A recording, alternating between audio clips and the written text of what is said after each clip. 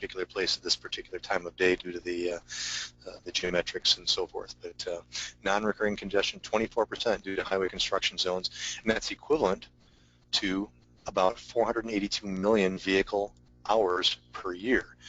And if you look at the lost highway capacity in terms of the ability to throughput traffic, about 10 years or so ago, that was estimated as being about 60 million vehicles per day of capacity on our highways. So it's clearly a significant impact. We can also look at the impacts of construction quality on performance of the pavements in the long term and how that impacts the sustainability. Obviously, one of the primary factors impacting sustainability of a pavement system is how long it lasts, the durability, how long between maintenance and rehabilitation cycles. And in addition to using good designs and good materials, good quality materials, that is also a factor of construction. The best materials and the best designs, we will not gain the benefits from those if we have poor construction quality. And when we look at quality, we have to look at it both in terms of the structural impact as well as from the functional aspects, the ride quality, the friction, the safety, the noise. And the example given there about a strong, durable pavement with poor ride quality, it may be repaired sooner, may be overlaid sooner, may have additional work required to it, may have high cost of fuel, higher cost of maintenance for the vehicles, and as the pavement continues to accrue roughness over its life, may actually do more damage to transported goods, or may cause shippers to package their products differently in order to mitigate potential for damage on rough roads. So construction quality is also very important in terms of the sustainability. We can look at the economics of construction practices. Again, the citations about the amount of congestion caused by work zones and so forth, and actually a dollar value in the fuel loss estimated 10 years ago at $700 million in annual fuel loss. And I would expect that that's probably more than double that now just from costs of fuel alone, let alone additional congestion and so forth. So we can make changes to construction for enhancing sustainability, as we'll talk about. We'll throw out a lot of different concepts here later, but many times those come with increased costs. There's an economic price to be paid. You know, things involving noise and pollution reductions, purchasing of retrofitted pollution reduction equipment and noise reduction equipment for vehicles, or restricting the hours at which they can operate. Those all have costs. Erosion control, providing additional local access, paving temporary roads, and things like that all have costs, but enhance the societal, reduce the societal impacts, and perhaps reduce the environmental impacts as well.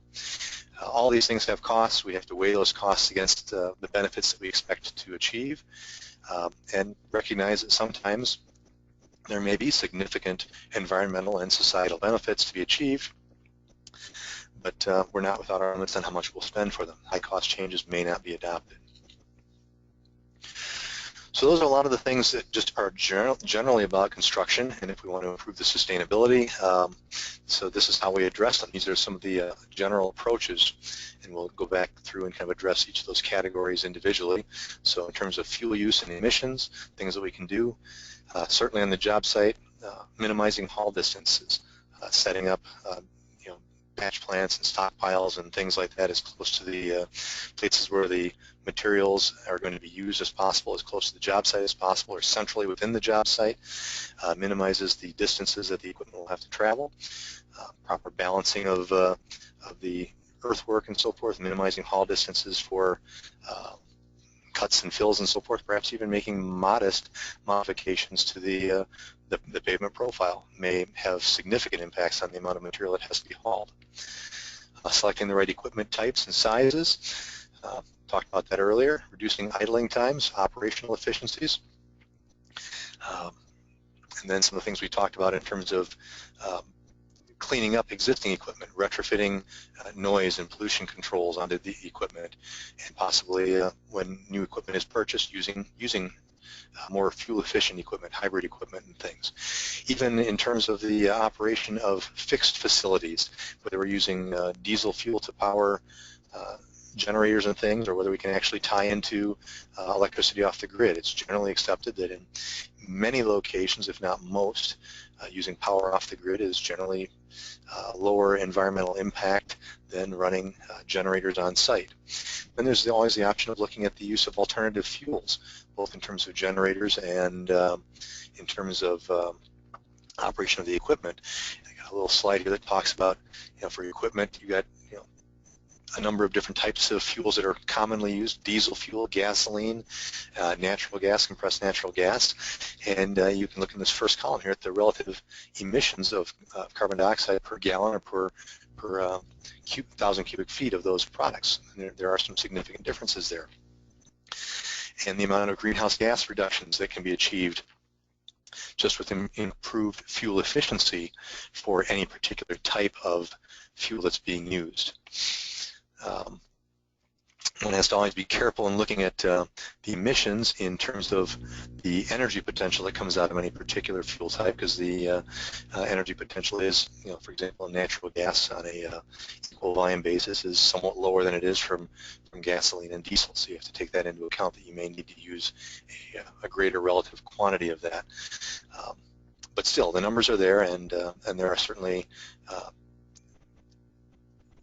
environmental gains to be had from judicious selection of the fuels that are used. Even within a given category, such as diesel, you look at the sulfur content, 3,000 to 5,000 parts per million of sulfur in non-road diesel, which is commonly used in a lot of this off-road equipment. Converting to the ultra-low sulfur diesel, it has a cost to it, a higher price to it, but you're going from 3,000 to 5,000 down to less than 15 parts per million. You have to weigh these sorts of things out. Biodiesel also offers potential at the 5 and 20% B5, B20, the replacement levels of corn-derived and plant-derived diesel fuels.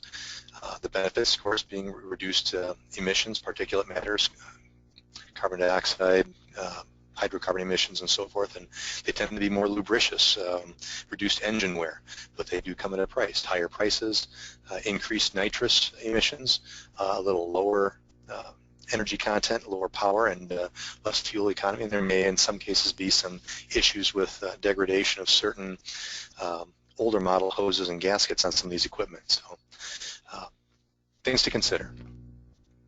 In terms of general construction, we also can look at erosion and runoff. Obviously, things we want to do is to try to minimize both the extent, the size of the area, as well as the duration of the disturbed area. Obviously, the less time that the area is disturbed and uncovered, the less likelihood there is of having a rain event or something that's going to cause a major erosion or runoff event. Use of perimeter control barriers, fences, straw bales, and geotextiles and things like that are also very useful. Erosion control matting and blankets. Clearly, if we can keep the extent of the duration, the extent of the area and the duration of the area as small as possible, and then revegetating as quickly as possible, that's kind of the best of all worlds there. Also want to try to store and stockpile our materials away from water courses, and particularly if you have stockpiles of materials that are likely to contribute particulate matter or lime runoff, for example, out of a recycled concrete stockpile, things like that. As an added option, covering those stockpiles or providing barriers around those stockpiles, again, to help aid in preventing contamination from rain events. Improving construction sustainability in general from noise reductions. Limiting construction time becomes a little difficult. It makes for lower productivity, often makes for lower productivity, and we may have increased emissions due to traffic delays due to the fact that the duration of the project site may be increased if we have to reduce our construction times considerably. There are also, as I mentioned previously, maintenance and modifications of equipment that can be done to reduce noise. Those things, again, require some investment by the contractors. Jeff mentioned accelerated construction. I'll just pay another quick bit of lip service to that here. There are some countries, or at least a couple of countries, that have established target work zone delays. We estimate that right now we're around that 10 to 12% of all traffic delays are due to work zones in this country, 24% of the non-recurring, but 10% to 12% of total delays. And for example, the Netherlands has targeted that they want to be less than 6% due to work zones. So establishing those kinds of performance goals, what gets measured gets built, as they say. So if we have these kinds of goals and have the appropriate techniques for encouraging the achievement of those goals, they are sometimes achievable. We'll talk about contracting here a little bit later on. Incorporating lane and road closure analysis strategies in the project planning. There are several different pieces of software out there that will help to assess the impact of various construction staging and lane and road closure stagings on the impact both of the project duration and of the agency costs due to the project duration and on the user costs due to traffic delays and so forth. Three of them that are listed there: Quickzone, CA4PRS, and Dynasmart. And then the implementation of those kinds of strategies during the actual construction process. Got a couple of slides here that look at a few quick case studies here. One using Quickzone, and what Quickzone does is it kind of helps to quantify corridor delays that would result from capacity decreases in the work zones, and it helps to identify the delay impacts of different kinds of project phasing plans. So with that in mind, it helps to support these trade-off analyses between construction costs and delay costs, and also helps to examine the impacts of construction staging by location or time of day, peak versus off-peak, and even seasonally, summer versus winter. So it has been used on some projects, as you can see here, on the Woodrow Wilson Bridge Replacement Project.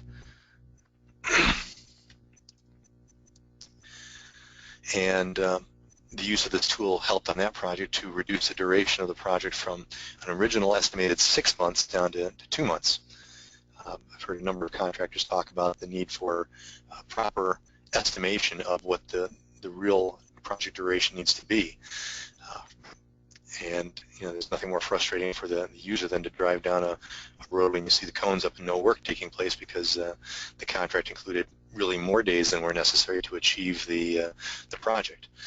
So we don't want to have that, but on the other hand, you don't want to have a project where the work duration has been estimated at fewer days than it can possibly be completed in, no matter how much equipment and manpower the contractor throws at it. So these are tools that help to develop better assessments of the work zone times and so forth. And CA4PRS, and I think again Jeff used a brief example referring to the same project, the I15 Devore project down in Southern California. This just shows again how they use that tool, how Caltrans used that tool to look at 4 different scenarios for different construction operations, a continuous roadbed closure, just basically one closure in each direction, and the project would have been able to be completed in about 400 hours, resulting in about $5 million of user delay costs, $15 million of agency costs, and a total of about $20 million in costs. The peak delay was predicted as being about 80 minutes. Now, that sounds like a lot of delay to you and me. It does to me anyway. Maybe in California it's not all that uncommon given the congestion out there. But what they actually found when they did implement this, and this is the one option I believe that they went with. I understand that because of the excellent job that was done with communicating to the public, a lot of folks just avoided and self-diverted, and the actual peak delays were actually down close to around 40 minutes or so. But when you compare that option with the other options that were offered, 72-hour weekday continuous work, nighttime closures in 10 hours, 55-hour weekend closures, you can see how the work time just balloons. It went from 400 closure hours in the continuous closure case to 2,200 hours when you're just doing 10 hours nighttime closures alone. And the user delay costs going up from $5 million to as much as $10 million. And there's also an agency cost associated with the extension of the work zone, higher construction contractor costs, and so forth. So these are the kinds of tools that are very useful for sometimes backing up providing the information that's necessary to bite that tough bullet and say, look, we're going to have to, it's to everybody's benefit to close it for a short time and just make it difficult. And I think Jeff showed the before and after how after the fact people are often happy that that's the approach that's chosen. General construction sustainability contracting alternatives, emissions controls through contract required EPA certification of equipment. That has been done in some places. A few examples given there in the Northeast there at MassDOT and the New York metro area. It was also done apparently on the Illinois DOT Dan Ryan project here a few years ago. And there have been some alternative bidding and contracting processes done to reduce greenhouse gas emissions and other pollutant emissions. The basic form, of course, is A plus B, cost plus time, where there's a certain amount of cost added to the bid price for every day that the contractor says that they're going to be out there. So the contractor that says they can do and does indeed execute the job more quickly has a bidding advantage. It's also been proposed, I don't know that it's been used, but been proposed to use that same A plus B model and add on to it an environmental cost C, which would be estimated using life cycle assessment to estimate the emissions and energy consumption values that a particular contractor will use on a job. So these are innovative ways of trying to mitigate environmental impact through the contracting process. Let's get down to the last few slides here, talk about overview, talk about specifics to concrete pavement construction, and I know that some of the previous speakers have talked about some of these things, so I'll be able to move over them fairly quickly.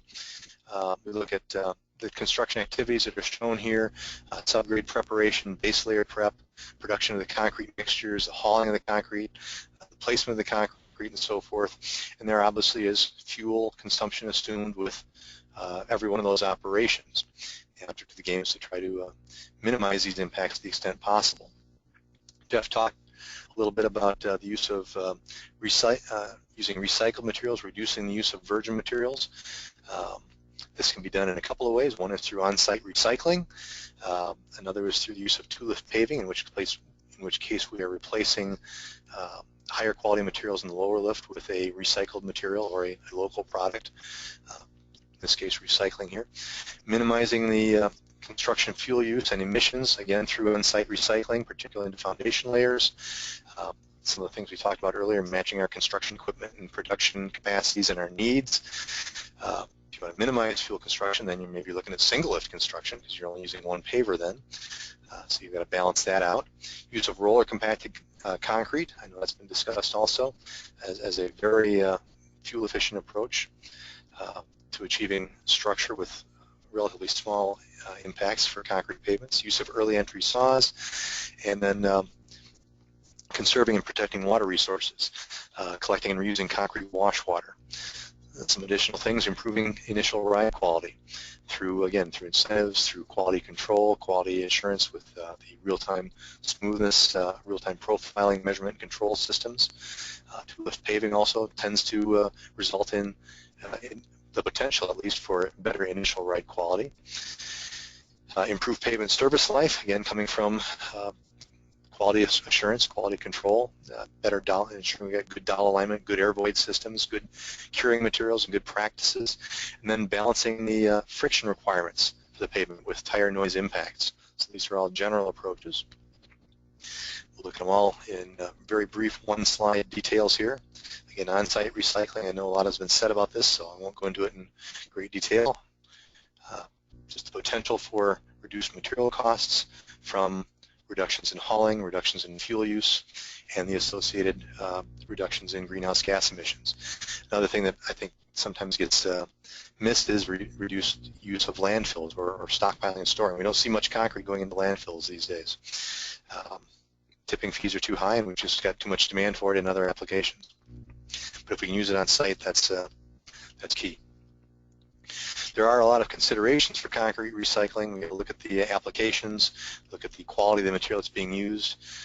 An awful lot of folks, FHWA did a study here about 10 years ago, and far and away, I think the greatest number, I think 42 or 43 states were using concrete recycling, and 38 of those 42 or 3 were using it back into base and sub-base applications. It's kind of it's fairly easily done, fairly safely done, without risk, and you can use even deteriorated materials, decracked pavements, ASR pavements can go back down in there. You want to put it back into a higher type application, which is always very desirable from a sustainability standpoint. It may be limited based in the quality of the source material. You have to do some additional testing to ensure the quality of that product for use back into for example, a concrete mix or into an asphalt mix or something. Need to be aware of production processes, the gradations that are produced and how that impacts the quality of the product. And we have to also be aware of the potential for stockpile runoff and clogging of drains and things. It may, again, involve washing the product as it's being produced or simply putting it in a layer that is not being drained so we don't clog the drainage systems up with calcium carbonate precipitate.